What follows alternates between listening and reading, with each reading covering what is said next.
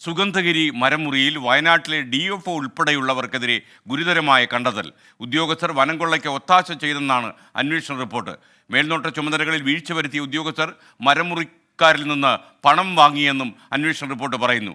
DFO A ഷജനയ്ക്കും range officer നീതുവിനുമെതിരെ നടപടിക്ക് റിപ്പോർട്ടിൽ ശുപാർശയുണ്ട്.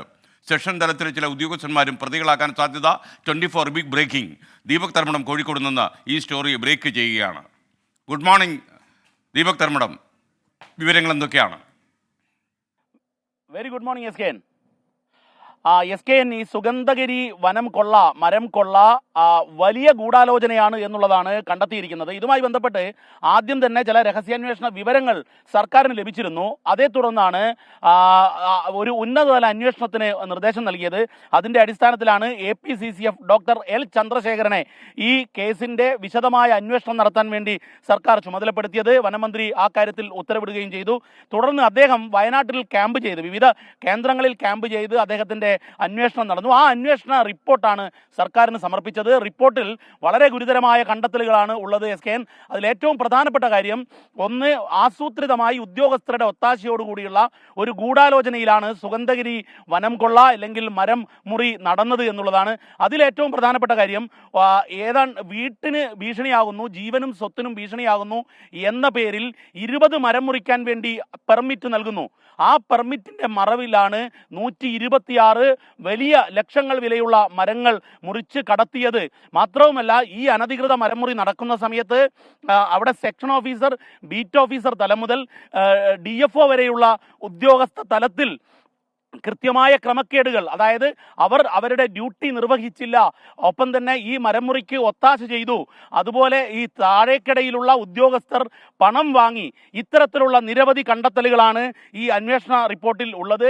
മറ്റൊരു കാര്യം, DFO ഷജനയും അതുപോലെ തന്നെ റേഞ്ച് ഓഫീസർ നീത്തുവും അവർ കൃത്യവിലോപം കാണിച്ചു. ആ കൃത്യവിലോപമാണ് ഇത്തരത്തിലുള്ള ഒരു വലിയ മരം കൊള്ളയ്ക്ക് കാരണമായതും അതുപോലെ തന്നെ ഈ മുറിച്ചതിന് ശേഷം പരിശോധന നടത്താത്തതുകൊണ്ട് ഇത് കടത്തിക്കൊണ്ടുപോകാൻ ഇടയായി. മാത്രവുമല്ല, ഈ കേസിൽ വളരെ കർശനമായ നിലപാട് വനംവകുപ്പ് ഉദ്യോഗസ്ഥർ നടത്തിയില്ല എന്ന് പറയുന്നുണ്ട്. മാത്രവുമല്ല, അവിടുത്തെ തന്നെ ഫ്ലൈയിങ് സ്ക്വാഡ് റേഞ്ച് ഓഫീസർക്കെതിരെയും റിപ്പോർട്ടിൽ പരാമർശമുണ്ട്. ഏതായാലും ഈ റിപ്പോർട്ടിനെ വളരെ ഗൗരവത്തിലെടുക്കുന്നു വനം വകുപ്പ് എന്നുള്ളതാണ് നമുക്ക് മനസ്സിലായത്. കർശനമായ നടപടിക്ക് വേണ്ടി വനം മന്ത്രി KR ജ്യോതിലാലിനെ വനം അഡീഷണൽ ചീഫ് സെക്രട്ടറിക്ക് നിർദ്ദേശം നൽകിയിട്ടുണ്ട് എന്നുള്ള വിവരവുമുണ്ട്.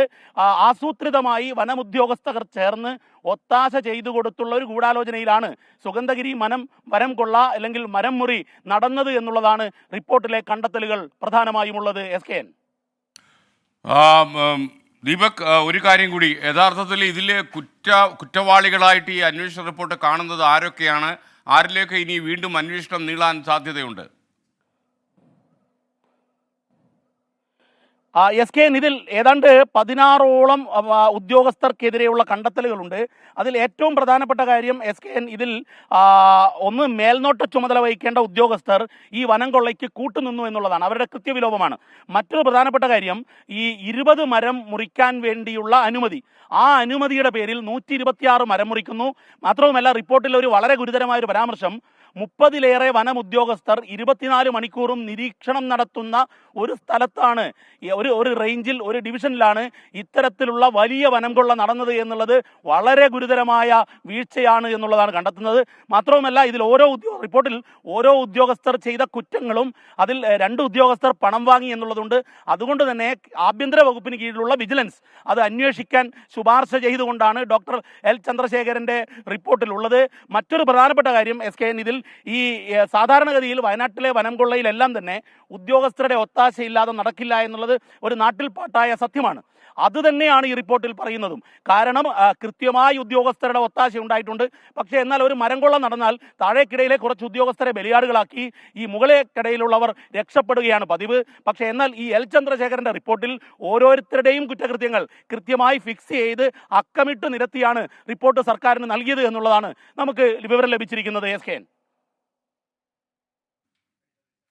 Okay, thank you Deepak Dharmadam. എന്തായാലും വളരെ പ്രധാനപ്പെട്ട ഒരു ബ്രേക്കിംഗ് ന്യൂസാണ് ദീപക് തർമ്മടം തന്നിരിക്കുന്നത്.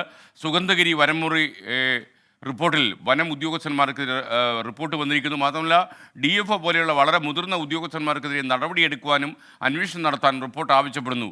വയനാട്ടിലെ വനം വകുപ്പ് ഉദ്യോഗസ്ഥന്മാർക്കെതിരെയാണ് ഗുരുതരമായ കണ്ടെത്തൽ റിപ്പോർട്ടിൽ ഉള്ളത്. DFO ഷജനിക്കും അതുപോലുള്ള റേഞ്ച് ഓഫീസർക്കും എതിരെ നടപടി വേണം എന്നാണ് റിപ്പോർട്ട് ആവശ്യപ്പെട്ടിരിക്കുന്നത്. എന്തായാലും വരുന്ന മണിക്കൂറിൽ ഏറ്റവും ചർച്ച ചെയ്യപ്പെടാൻ സാധ്യതയുള്ള ഒരു വാർത്തയാണ് കോഴിക്കോട് നിന്ന് ദീപക് തർമ്മണം ബ്രേക്ക് ചെയ്തിരിക്കുന്നത്.